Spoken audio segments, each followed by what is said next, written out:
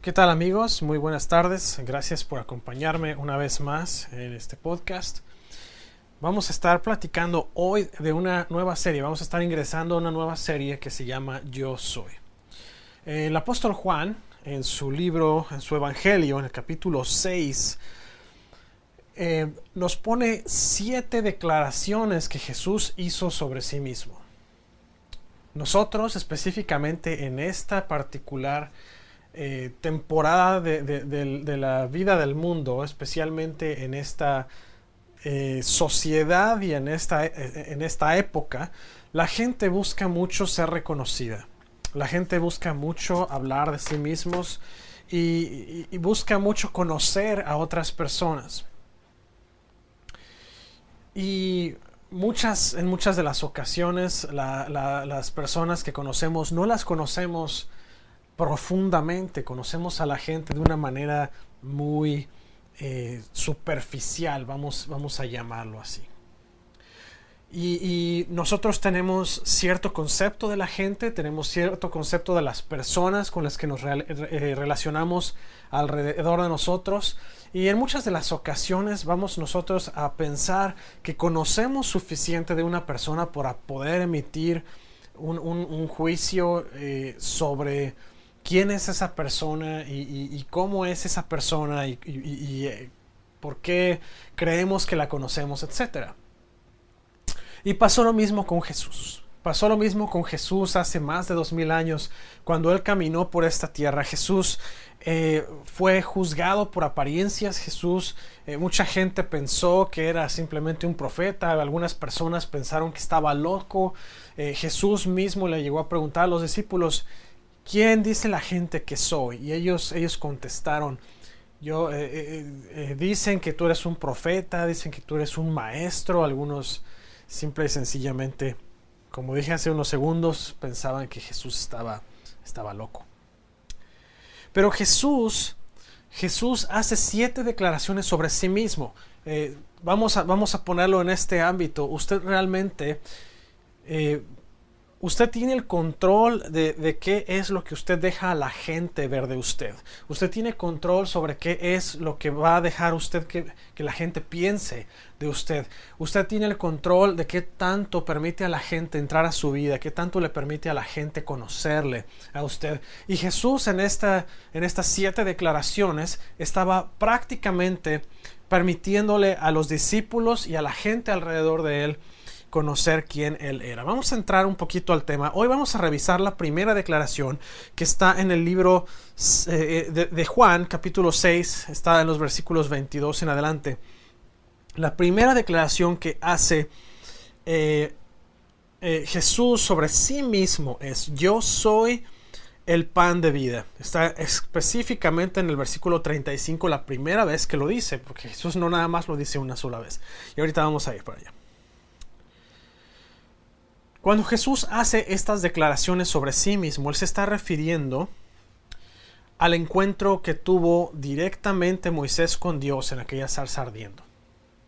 Jesús hace estas declaraciones: yo soy, y vamos a hacer un poquito de memoria. Vamos a entrar al tema específicamente en el libro de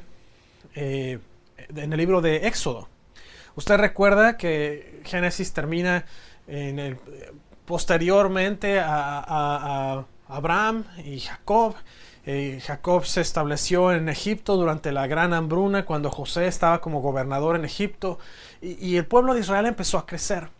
Y empezó a crecer de una manera que el nuevo faraón, que no conocía de José, que no sabía de la familia de José, empieza a ver que el pueblo de Israel ha crecido en una cantidad impresionante, al grado que el pueblo de Israel ahora es para él una amenaza. Él piensa que el pueblo de Israel se va a voltear y que tiene la capacidad militar para completa y totalmente derrocar a los egipcios.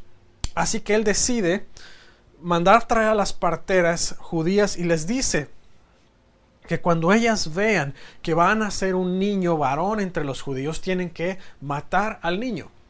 Obviamente las parteras, por temor de Dios, no cumplen las órdenes del del faraón, y el faraón las manda a llamar, les dice ¿por qué no han hecho lo que les pedí?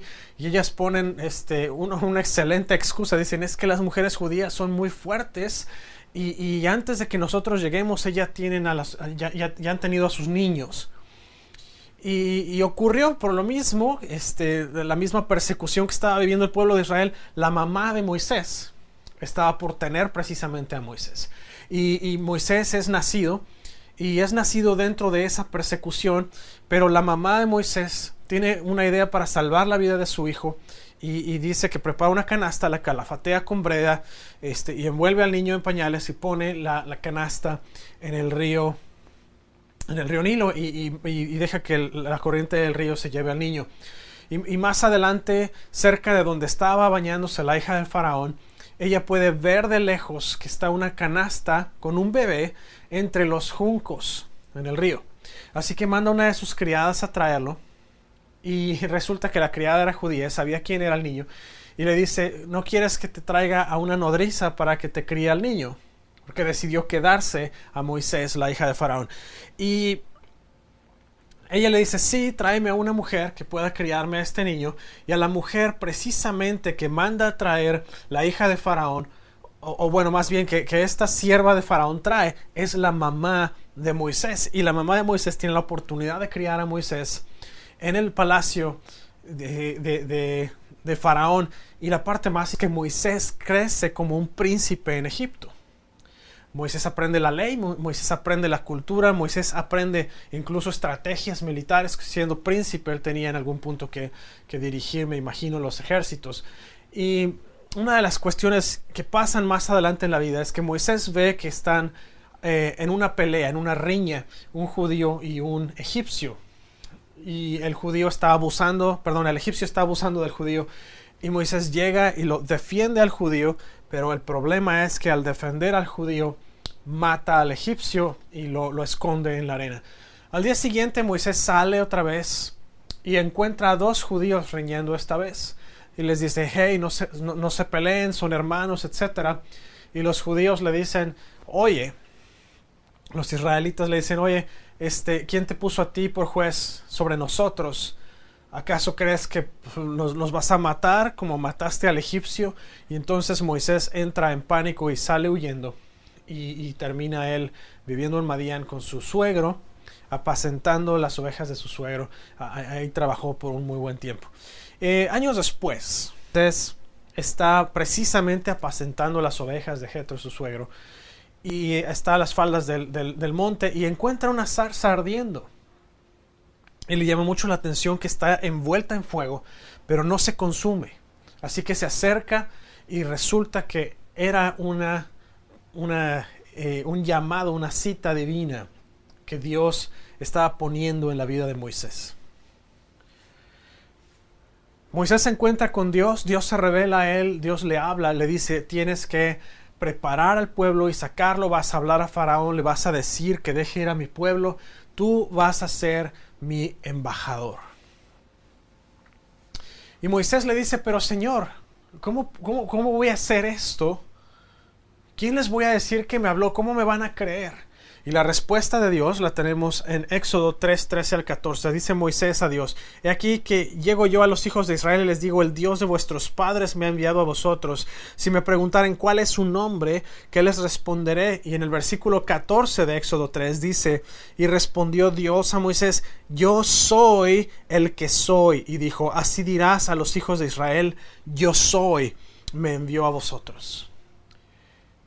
Esta es la revelación de Dios mismo a la humanidad con el nombre con el que le conocerían nuestros antepasados espirituales por muchas generaciones. Ellos lo iban a conocer como yo soy, como el gran yo soy. Y lo hemos escuchado en canciones, lo hemos leído en textos. Es el nombre que Dios le dijo a Moisés que utilizara para referirse a él cuando estuviera frente al pueblo de Israel. Así que ahí empieza la declaración inicial. Ahí está la referencia que Jesús está haciendo más adelante. Fíjese, vámonos a Juan 6. Voy a leer versículos 22 al 35. Voy a estar haciendo algunas pausas entre los versículos nada más para trabajar un poquito con el texto. Dice en el versículo 22, capítulo 6 de Juan, dice: el día siguiente, la gente estaba al otro lado del mar. Vio que no había habido allí más que una sola barca y que Jesús no había entrado en ella con sus discípulos, sino que estos se habían ido solos. Voy a pausar aquí, voy a hacer un poquito de preámbulo antes de continuar leyendo. Fíjese, esta es una parte bien interesante porque este es uno de los milagros más grandes que hace Jesús. Recuerda que Jesús está enseñando. Y ahí dice la palabra de Dios que en este punto está hablando Jesús a una multitud de 5,000 personas. Ahora dice 5,000 hombres la palabra. Y cuando la palabra se refiere a hombres, no se refiere en un concepto global a hombres y mujeres o a mucha gente, sino se refiere a hombres como tal, a varones. ¿Por qué? Porque los judíos consideraban al varón la cabeza y el varón era quien tenía la palabra, tenía el peso, tenía el poder, la fuerza, etc. Entonces ellos contaban a los hombres por sí mismos. Y aquí le va el punto interesante. Si pensamos que además de estos 5,000 hombres había mujeres y niños, los cuales había, puesto que el pequeño almuerzo de donde sale la multiplicación de los panes y los peces era el almuerzo de un niño precisamente. Así que contando mujeres y niños probablemente habría a lo mejor una estimación más o menos aproximada de 15,000 personas que estaban escuchando a Jesús. Y llega el punto en la tarde, ya caída la tarde, llegando la noche, los discípulos le dicen a Jesús: hey, vamos a tener que despachar a esta gente que se vaya a sus casas, pero no han comido nada, corren el riesgo algunos de desmayar en el camino. Y Jesús les dice: denles de comer. Y usted sabe cómo reaccionaron los señores discípulos, ¿verdad? Empiezan: oye, Señor, pero aunque tuviéramos mucho dinero, sería muy difícil alimentar a toda esta gente. Con todo el dinero que ganamos, no podemos alimentarlos a todos. Y entonces Jesús les pregunta qué comida tienen, qué alimento tienen a la mano. Y sale este muchacho que ofrece los 5 panes y los 2 peces. Jesús los alimenta a todos y dice que incluso sobraron varias cestas de comida que pudieron llevarse a sus casas después de todo este milagro que ocurrió. Y Jesús despide a la gente, los discípulos y Jesús tenían que viajar a Capernaum. Había que cruzar el mar. Así que le dice a los discípulos Jesús: súbanse a la barca, adelántense, yo ahorita los alcanzo allá.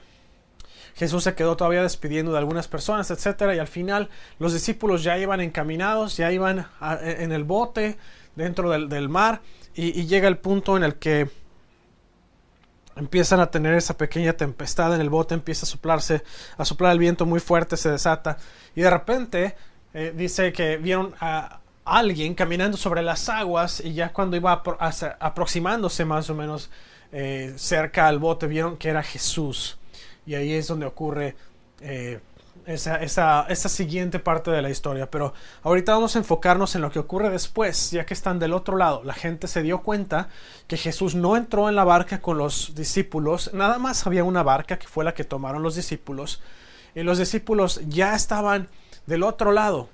La gente no supo qué pasó con Jesús, así que fueron del otro lado y le preguntaron a Jesús: hey, ¿cómo llegaste aquí? Dice el versículo 23: pero otras barcas habían arribado a Tiberias junto al lugar donde habían comido el pan después de haber dado gracias al Señor. Cuando vio pues la gente que Jesús no estaba allí ni sus discípulos, entraron en las barcas y fueron a Capernaum buscando a Jesús. Y hallándole al otro lado del mar le dijeron: Rabí, ¿cuándo llegaste acá? Respondió Jesús y les dijo: de cierto os digo que me buscáis, no por haber visto las señales, sino porque comisteis el pan y os saciasteis. Trabajad no por la comida que perece, sino por la comida que a vida eterna permanece, la cual el Hijo del Hombre os dará. Porque Jesús les dijo: esta es la obra de Dios. Perdón. Me brinqué un pedacito ahí. Hombre os dará, porque a este señaló Dios el Padre. Versículo 28. Entonces le dijeron: ¿qué debemos hacer para poner en práctica las obras de Dios? Respondió Jesús y les dijo: esta es la obra de Dios, que creáis en el que Él ha enviado. Le dijeron entonces: ¿qué señal pues haces tú para que veamos y te creamos? ¿Qué obra haces? Nuestros padres comieron el maná en el desierto, como está escrito, pan del cielo les dio a comer. Fíjese, me voy a parar aquí un segundo más. Fíjese cómo la gente no fue verdaderamente buscando a Jesús por los milagros y las señales que vieron. Fueron buscándolo nada más por la comida. Y Jesús se los reprime y les dice eso, precisamente. Les dice, oye, no viniste aquí porque viste las señales, viniste aquí por la comida que recibiste ayer. Y es muy interesante porque vemos en Deuteronomio, justamente cuando Moisés está haciéndole recuento al pueblo de ese pan del cielo, de ese maná, les está diciendo que Dios lo hizo, les envió el pan del cielo precisamente para mostrarles que no solamente de pan vivía el hombre, sino de toda palabra que sale de la boca de Dios. Fue un punto importante, fue un punto crucial ahí en la historia. Pero vamos a seguir más adelante. Dice, versículo 32, y Jesús les dijo, de cierto os digo, no os dio Moisés el pan del cielo, mas mi Padre os da el verdadero pan del cielo, porque el pan de Dios es aquel que descendió del cielo y da vida al mundo. Le dijeron, Señor, danos siempre este pan. Y Jesús les dijo, yo soy el pan de vida. El que a mí viene nunca tendrá hambre, y el que en mí cree no tendrá sed jamás. Jesús les está revelando en ese momento algo importantísimo, les está revelando una parte importante, tremenda de su personalidad, de su persona, de quién es Él. Les está diciendo, yo soy ese pan que Dios Padre envió del cielo para que ustedes tengan vida. Y entra en ese punto tan crítico, mostrándole a la gente el reino de Dios y mostrándole a la gente quién es Jesús. Fíjense, la historia marca que en estas épocas precisamente los judíos estaban viviendo bajo opresión romana. Y la cuestión con la opresión romana es que ellos esperaban un Mesías que iba a derrocar supuestamente al gobierno y a la opresión romana. Los judíos estaban esperando porque malinterpretaron la ley de Moisés absoluta y radicalmente, de manera que pensaron que Jesús venía a derrocar completamente al gobierno romano. Y la cuestión más terrible de eso, Jesús incluso se los hace ver más adelante. Jesús no vino a eso. En algún punto ellos incluso quisieron tomar a Jesús y nombrarlo rey ya a partir de ese momento para que pudiera guiarlos hacia un ataque en contra de los romanos. Y Jesús simple y sencillamente se va de donde está y los deja con sus pretensiones extrañas.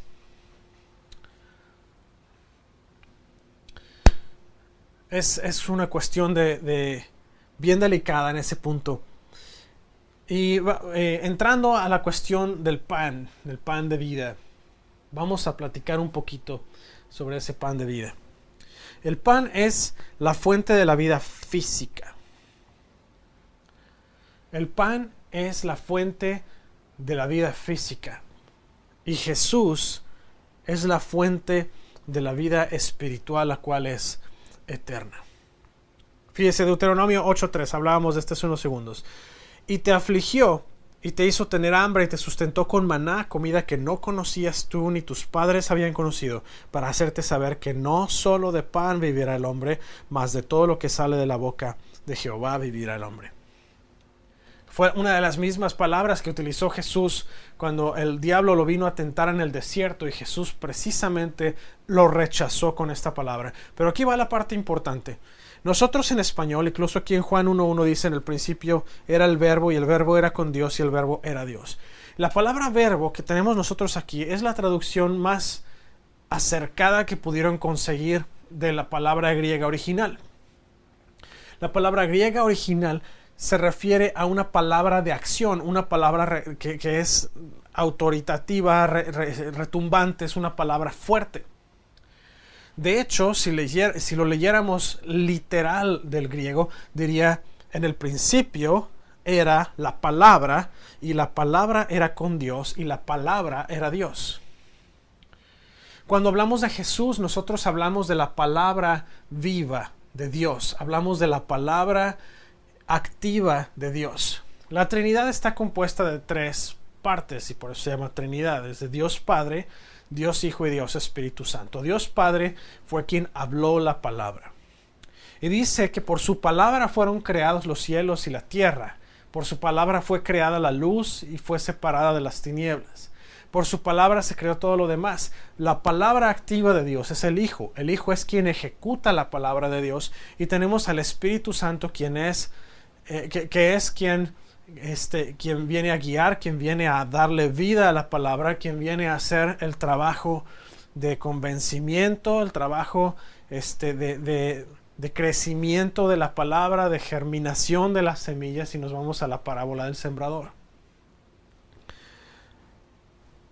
Así que aquí está hablando, en Juan 1:1 estamos hablando de Jesús mismo, la palabra, el verbo. La palabra era con Dios y la palabra era Dios. Mateo 6:11 dice: el pan nuestro de cada día, dánoslo hoy. Y usted probablemente va a decir: oye, este contexto de este punto se está refiriendo a la provisión diaria de Dios. Y le voy a decir: sí, efectivamente se está refiriendo a la provisión diaria de Dios. Sin embargo, también se está refiriendo a la provisión espiritual de parte de Dios.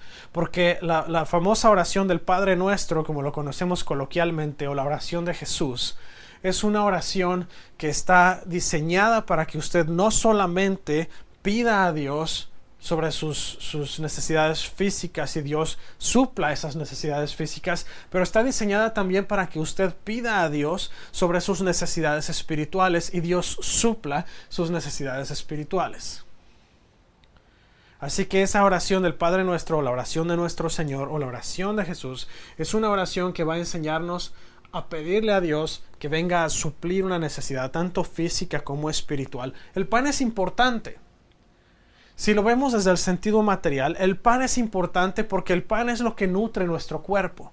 El pan es lo que trae esos nutrientes, esas vitaminas, esos minerales que nosotros necesitamos. Y con el pan me refiero al alimento en general, no nada más al pan, porque si no el puro carbohidrato también mata.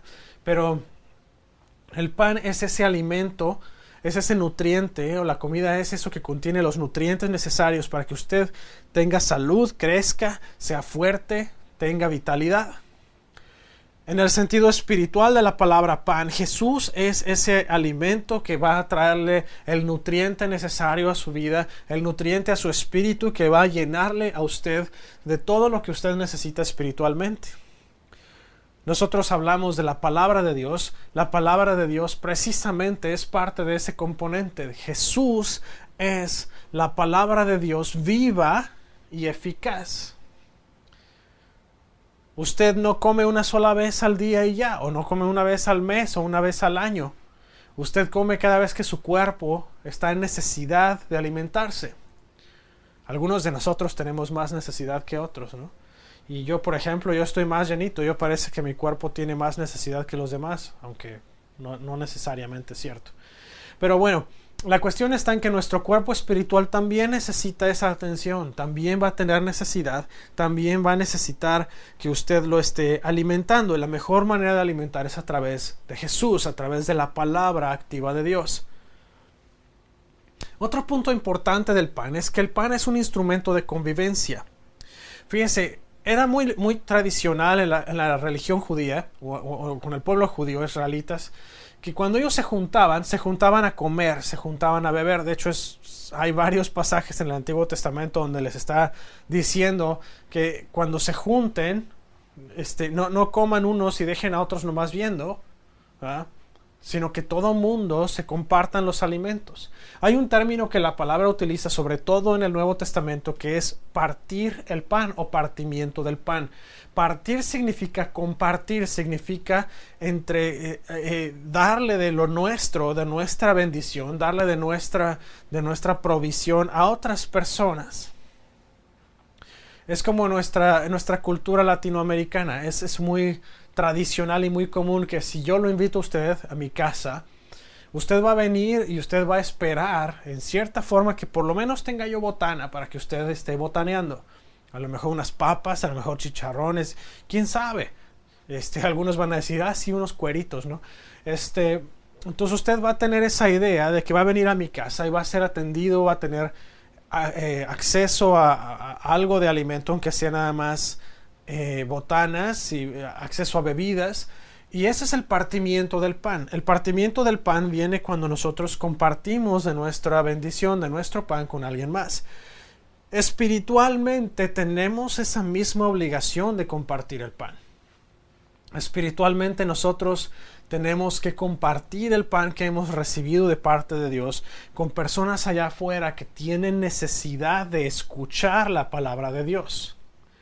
El pan es importantísimo que nosotros aprendamos a compartirlo y a partirlo. Pan es el mediador usado para traer convivencia o unidad entre la gente. Usted ponga una cacerola de comida y la gente se va a acercar en automático. El pan es un mediador de convivencia. El pan va a atraer a la gente a convivencia. Y Jesús exactamente fue eso lo que hizo. Jesús, al convertirse en el pan de vida, al mostrarnos que Él es el pan de vida, nos abrió acceso a tener convivencia directa con Dios Padre.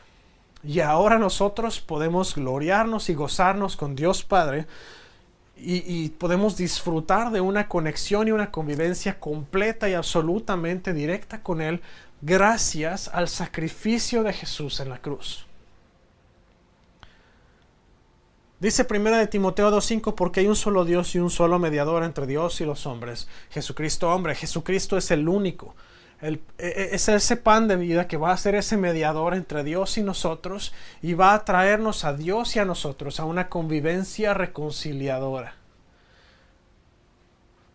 Dice también en Hebreos 7:25, por lo cual puede también salvar perpetuamente a los que por Él se acercan a Dios, viviendo siempre para interceder por ellos. Tenemos en Dios en Jesús un intercesor. Dice la palabra que tenemos a un juez justo en Dios, pero tenemos también a un abogado en Cristo. Tenemos nosotros la defensa que necesitamos a través de Cristo. Vamos a ver, el pan tiene que ser comido continuamente. Yo les decía hace rato, no llega una persona, corta una rebanada de pan, se la come y dice, sale ya, con esto llené mi panza, ya no necesito volver a comer por el resto de mi vida. Eso no es factible, eso no es posible para un ser humano. Tiene que seguirse alimentando constantemente. Juan 6:47 al 51 dice, de cierto os digo, el que cree en mí tiene vida eterna. Yo soy el pan de vida. Vuestros padres comieron el maná en el desierto y murieron. Este es el pan que desciende del cielo para que el que de él come no muera. Yo soy el pan vivo que descendió del cielo. Si alguno comiere de este pan, vivirá para siempre. Y el pan que yo daré es mi carne, la cual yo daré por la vida del mundo. Y si se fija, aquí hay un punto bien interesante. Versículo 35, Jesús dice, yo soy el pan de vida. Luego nos vamos al versículo 48 del capítulo 6 de Juan y dice, yo soy el pan de vida otra vez. Y luego al 51 y dice, yo soy el pan vivo que descendió del cielo. Lo dice 3 veces en un solo capítulo. ¿Sabe por qué pasa esto? Esto pasa cuando Dios quiere atraer nuestra atención a algún punto relevante, que quiere que realmente nosotros nos pongamos a meditar en él. Dios lo repite para que nosotros podamos estar alertas a lo que está pasando. Aquí Jesús lo repite 3 veces. Dentro de una misma conversación dice, yo soy el pan de vida, yo soy el pan de vida, yo soy el pan vivo que descendió del cielo. Jesús lo está diciendo. Jesús quiere atraer la atención de usted y quería atraer la atención de los oyentes cuando estaba hablando de esto en ese pasado. Es importante que pongamos atención en esto. Juan 6, 53, 55. Jesús les dijo, de cierto os digo, si no coméis la carne del Hijo del Hombre, bebéis su sangre, no tenéis vida en vosotros. El que come mi carne, bebe mi sangre, tiene vida eterna, y yo le resucitaré en el día postrero, porque mi carne es verdadera comida, y mi sangre es verdadera bebida. Y aquí se está refiriendo más a cuando nosotros partimos el pan y compartimos también de esa copita de jugo de uva, recordando esa cena del Señor, que fue lo que Él instituyó durante la Pascua que Él celebró con sus discípulos. Él está hablando de que la muerte de Jesús, el sacrificio de Jesús en la cruz, donde su cuerpo fue lacerado, donde su sangre fue derramada hasta la última gota, fue lo único que necesitábamos. Era el único pan que necesitamos realmente. Eso es a lo que se refiere este punto en Juan 6, 53 al 55. Jesús es la única fuente de nuestra nutrición espiritual. Dos diferentes palabras griegas para comer. La primera es, dos diferentes significados. Una de ellas se refiere a devorar o a consumir. Para que el pan sea efectivo, nosotros tenemos que consumir el pan. Si usted compra unos muy buenos cortes de ribeye y los pone sobre la mesa ya bien cocinados, bien preparaditos, jugosos, huelen bien, los pone usted sobre la mesa y nada más los huele, usted no está recibiendo todo el nutriente y todo el sabor y toda los minerales y todo lo que necesita usted extraer de ese corte, ¿verdad? De ese steak.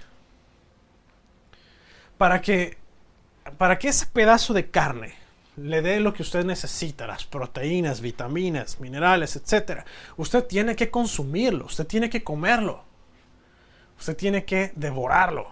Con la palabra de Dios es igual. Si usted tiene una Biblia ahí sobre la mesa o la tiene en un librero, pero usted nunca la abre, es como poner un corte de carne, ¿verdad?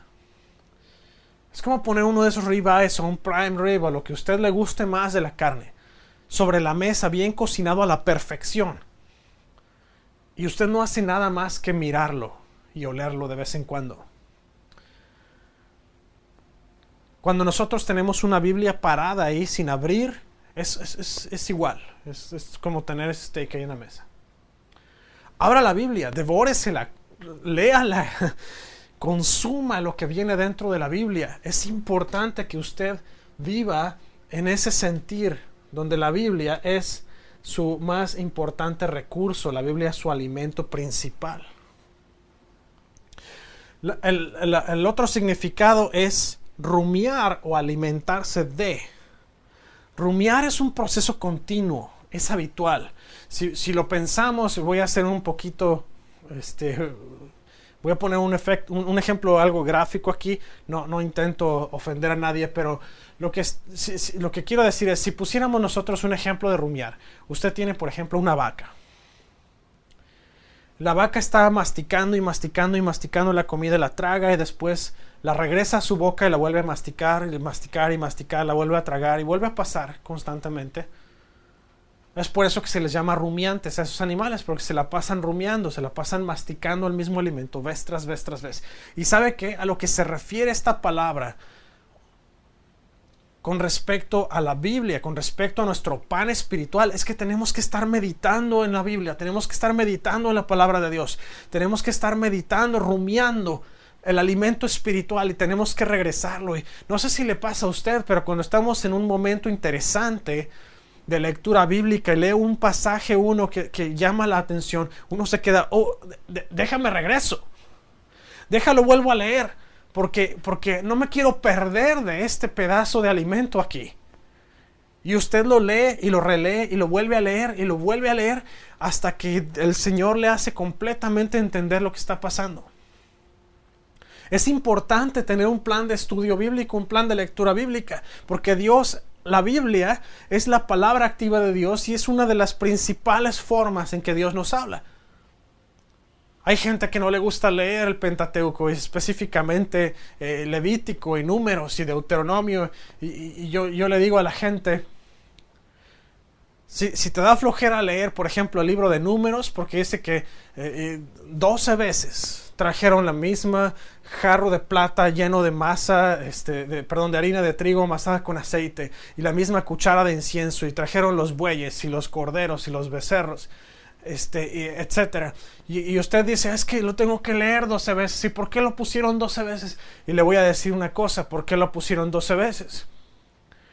En todas esas cuentas y en todas esas historias se repiten 12 veces porque Dios quiere que usted ponga atención a algún aspecto pequeño que está dentro de eso que va a cambiar su vida. Recuerde que en la Biblia, cuando habla muchas veces o más de 2 veces o incluso más que una vez de algún tema en particular, es porque Dios quiere atraer la atención de usted. Así que tiene usted que rumiar incluso a través del libro de Levítico, de Números, de Deuteronomio. Los libros que más le aburren son los que más tiene que rumiar, porque probablemente es en esos libros donde Dios tiene algo importante para usted, pero usted no está viéndolo, usted no está poniendo atención, porque usted está aburrido y los quiere pasar rápido. Leer la Biblia así nada más de pasadita por cumplir con la obligación de un plan de lectura bíblico, es como comerse nada más una bolsa ¿cómo se llama? De cáscara de papas, ni siquiera papas, está comiéndose la cáscara nada más. No le va a alimentar en nada. Cuando usted abre la Biblia, tiene que sentarse a leer esperando recibir de parte de Dios eso que Dios le quiere dar, que Dios le quiere hablar en ese momento. Cuando usted abre la Biblia, es como sentarse en un buen restaurante a comerse un muy buen corte de carne, una muy buena pasta, y sentarse con toda la calma del mundo a disfrutar de lo que usted está comiendo, que tiene usted enfrente.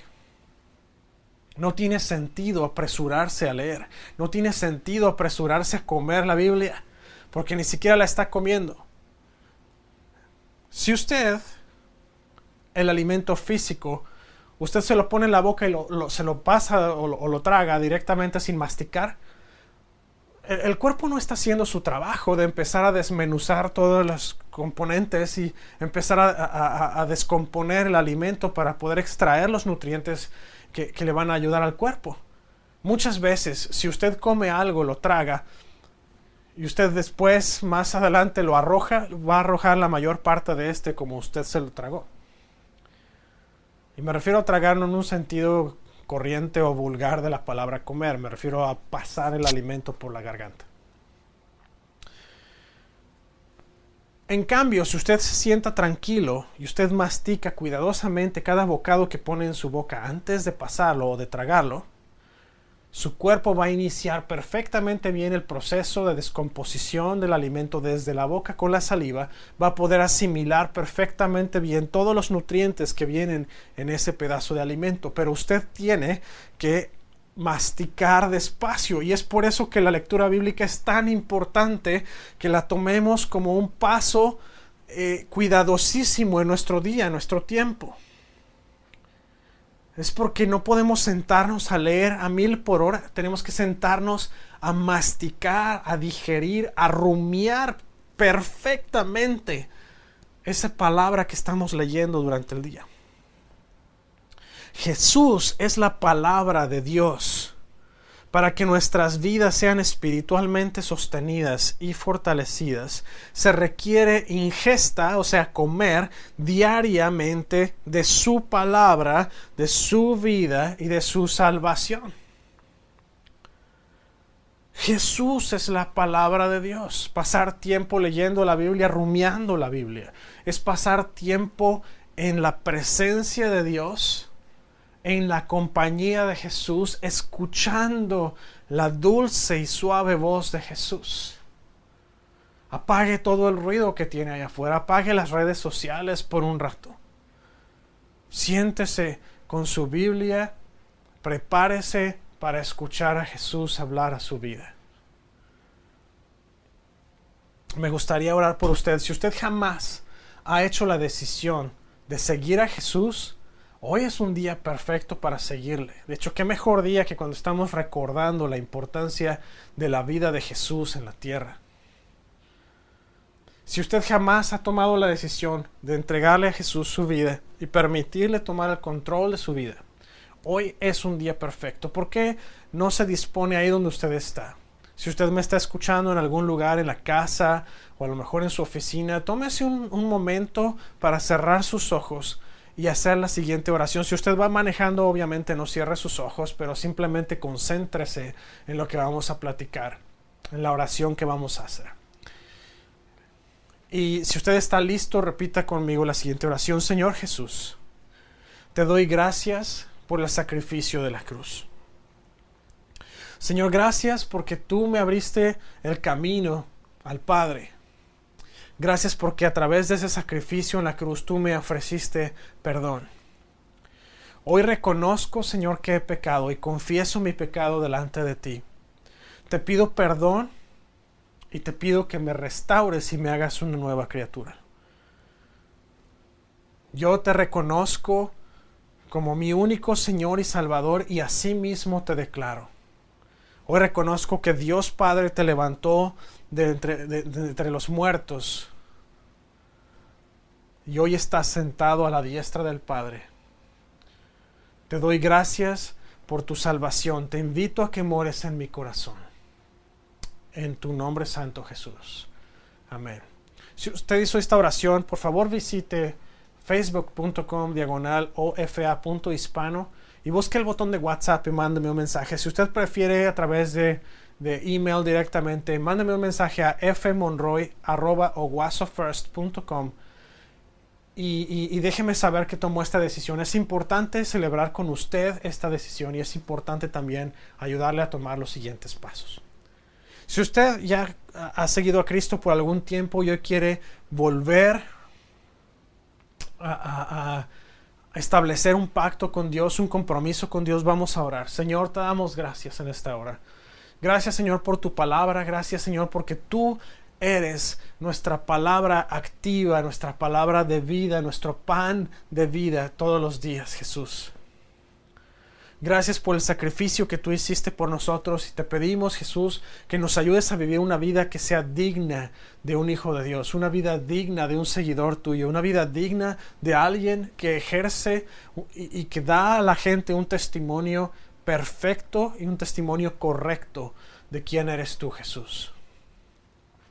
Te pedimos, Señor, que tú nos ayudes a vivir una vida que sea apegada a ti, apegada a tu Espíritu Santo. Ayúdanos a no desviarnos ni a derecha ni a izquierda. Ayúdanos, Señor, a ser fuentes de luz, fuentes de vida. Y como decías tú, Señor, a la mujer aquella en el pozo de Jacob, que de nuestro interior broten esos ríos de agua viva, que podamos nosotros alcanzar a otras personas y que la gente te conozca a través de lo que nosotros les hablemos de ti, a través de tu palabra expresada a través de nosotros. En el nombre de Jesús. Ayuda a mis hermanos, Señor, a conocerte más, a creer en ti, a pasar más tiempo contigo, Señor, en tu presencia, a través de tu palabra, a través, Señor, de oración, a través de alabanza y adoración. Ayúdale, Señor, a establecer un contacto cada vez más íntimo contigo, Señor, una relación cada vez más íntima, más cercana contigo en el nombre de Jesús. Bendice a mis hermanos donde quiera que estén, bendice sus casas, sus familias, su trabajo, bendice su salud, sus finanzas. Te pido, Señor, que tú los llenes de tu paz, llénalos de tu espíritu, Señor. Bendíceles, Señor, bendice su entrar y su salir, bendice su acostar y su levantar. Señor, haz resplandecer tu rostro sobre de ellos, Señor, dales paz, llénales de tu espíritu, satúralos de tu espíritu cada día, Señor, en el nombre de Jesús. Que tu palabra inunde sus mentes y sus corazones. Que sus ojos vean a través de los ojos de Jesús. Que sus oídos escuchen como escuchaban los oídos de Jesús la necesidad. Señor, que su boca hable las palabras de Jesús. Que sus manos, Señor, solamente sean utilizadas para bendecir como fueron las de Jesús. Que sus pensamientos sean los pensamientos de Jesús. En el nombre poderoso de Cristo nuestro Señor. Gracias. Gracias, Dios. Bien, le agradezco mucho que estuviera usted con nosotros el día de hoy. Gracias por sintonizarnos a través de podcast. A los que nos están escuchando hoy, disculpen que tuvimos muchas fallas técnicas durante el servicio, pero el podcast es perfecto suplemento del servicio de hoy. Gracias por acompañarnos, gracias por su apoyo. Tenemos más de 270 descargas, casi 300 descargas en un año y casi un mes que llevamos al aire. Estamos en muchos países, estamos en casi todos los continentes, solamente nos falta poner los pies en África. Pero fuera de ahí estamos en cada uno de los continentes, menos África. Estamos en un montón de países, estamos casi en todos los estados de los Estados Unidos. Gracias por su apoyo, gracias por su fidelidad. Dios les bendiga muchísimo y utilicen estas ligas que estamos dejando del podcast a través de Spotify, a través de Pandora, a través de Intune, a través de Apple Music, Apple Podcast, Google Podcast, Stitcher. Utilicen todas estas ligas. Compártanlas, mándenles estas prédicas a la gente, que el evangelio sea dispersado y que el Señor los bendiga mucho, que el Señor los proteja, los guarde y los sature con su Espíritu Santo cada día.